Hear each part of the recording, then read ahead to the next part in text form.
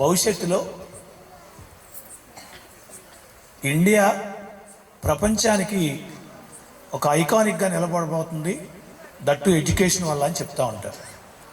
మనం కూడా పిల్లల్ని చిన్న వయసు నుంచి కంప్యూటర్ నేర్పించడానికి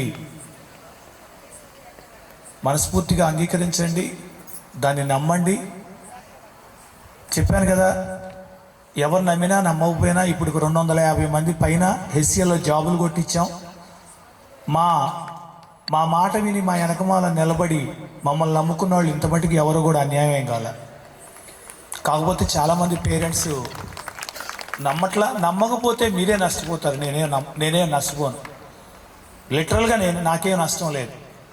నేను చాలామందికి బతిలాడుతున్నా. ఇవాళ నేను అసలు బతిలాడే ఆలోచన కూడా లేదు.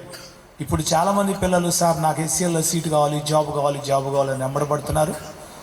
ఇప్పుడు చేసే దానికి రెట్టింపుగా ఇంకా బాగా ఎవ్రీ ఇయర్ బాగా ప్రతి సంవత్సరం దాన్ని ఇంప్రూవ్మెంట్ చేసుకుంటూ ముందుకెళ్తామని మనస్ఫూర్తిగా మాటిస్తున్నా.